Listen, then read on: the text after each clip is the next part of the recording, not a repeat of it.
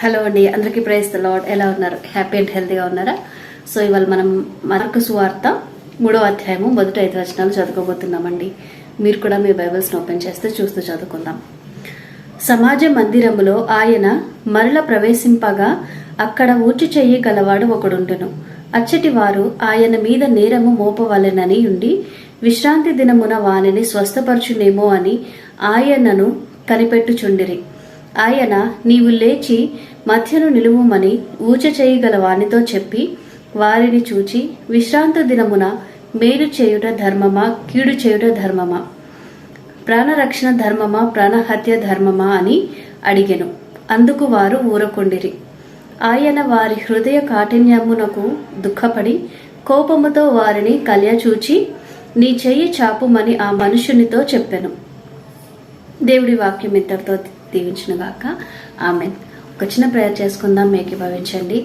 ఖచ్చితంగా మన మధ్యలో మన దేవుడు ఉన్నారు. మన ప్రార్థనను మనం ప్రార్థిస్తుండగా, మనం ఆయనతో మాట్లాడుతుండగా, మనం ఆయనతో మన ప్రాబ్లమ్స్ని అన్నిటిని మనం షేర్ చేస్తుండగా ఖచ్చితంగా ఆయన వినే దేవుడుగానే ఉన్నారు. కానీ చెవులు మూసుకొని లేకపోతే వినను, నేను నాకు ఇష్టం లేదు అని త్రోసివేసే దేవుడిగా మాత్రం లేరండి. ఓకేనా? ఖచ్చితంగా మనం ప్రార్థిస్తున్నప్పుడు దేవుడు ఖచ్చితంగా వింటారండి. మన ప్రాబ్లమ్స్ నుంచి మనకి విడుదలను దయచేస్తారు, మనకి రక్షణ దయచేస్తారు. ఎదుటి వాళ్ళ కోసం మనం భారం కలిగి ప్రార్థిస్తున్నప్పుడు మన విశ్వాసాన్ని చూచి ఎదుటి వారిలో కూడా దేవుడు కార్యాన్ని జరిగించడానికి ఇష్టపడతారు. ఓకేనా?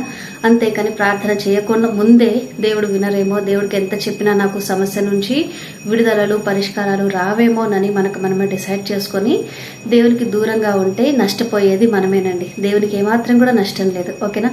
సో కాబట్టి మనము దీవించబడాలి, మనం కూడా సంతోషంగా సమాధానంతో ఉండాలి, అభివృద్ధి పొందాలి అని అనుకున్నప్పుడు ఖచ్చితంగా విశ్వాసంతో హృదయపూర్వకంగా మన దేవుని ముందు మనం ప్రార్థిస్తే ఖచ్చితంగా జవాబు ఆయన మనకు దయచేస్తారు. ఓకేనండి?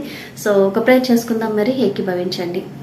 మహాపరిశుద్ధుడైన దేవా, యేసయ్యానికి వేలాది వేల స్తోత్రాలు ప్రభా. ఈ రోజు వరకు మమ్మల్ని సజీవుల లెక్కలో సమాధానంతో సంతోషంగా తండ్రి ప్రభా నేను నిలబెట్టినందుకునైనా నీకు వేలాది వేల స్తుతులు స్తోత్రములు తండ్రి. అవును ప్రభా, సమాధానం నీవు మాకు ఇవ్వకపోతే నా తండ్రి ఈ నిమిషం నా ప్రభా ఈ స్థానంలో ఈ స్థితిలో ఉండే వాళ్ళమే కాదు నా తండ్రి ప్రభా. నీవు మాకు చేసిన ప్రతి మేలును బట్టి నైనా, నీవు చూపిస్తున్న ప్రతి కృపను బట్టి నైనా ప్రభా నీకే వందనాలు స్తోత్రాలు నా తండ్రి ప్రభా. నైనా లోకంలో ఉంటున్నాం తండ్రి ప్రభా, మా పట్ల నైనా తండ్రి నీ అపారమైన కృపను చూపిస్తున్నావు ప్రభా.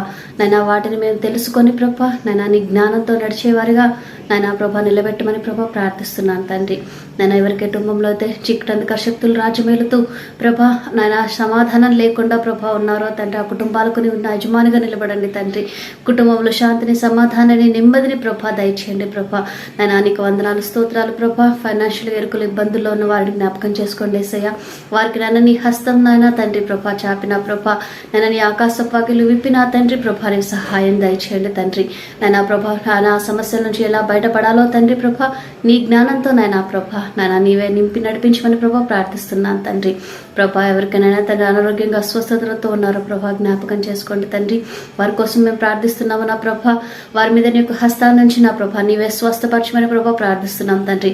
ప్రతి బలహీనత నుంచి బలపరచమని ప్రభా, నీ రాజ్యానికి వారసులుగా ప్రభా చేసుకోమని ప్రభా, నీ రాజ్య వ్యాప్తుల ప్రభా నైనా వారిని కూడా వాడుకోమని ప్రభా, బలమైన సాక్షులుగా నిలబెట్టమని ప్రభా ప్రార్థిస్తున్నాను తండ్రి. నీవే కార్యం జరిగించండి. మేము నా తండ్రి లోకంలో నీ వెలుగును నానా తండ్రి ధరించుకొని ప్రభా నీ వెలుగుతో నిండి ప్రభా నేను అనేకులకు వెలుగును పంచేవారుగా నానా ప్రభా నైనా నిన్ను పోలి నడిచేవారుగా మమ్మల్ని నిలబెట్టి వాడుకోమని ప్రభా ప్రార్థిస్తున్నాం తండ్రి ప్రభా. నువ్వు చేసిన ప్రతి మేలును బట్టి నీకే వేలాది వేల స్తుతులు స్తోత్రములు చెల్లించుకుంటూ ఈ చిన్ని ప్రార్థన యేసు నామంలో ప్రార్థించి వేడుకొంచున్నాము తండ్రి. ఆమెన్. ప్రైజ్ ది లార్డ్ అండి. అందరికీ have a great day. God bless you all. By by.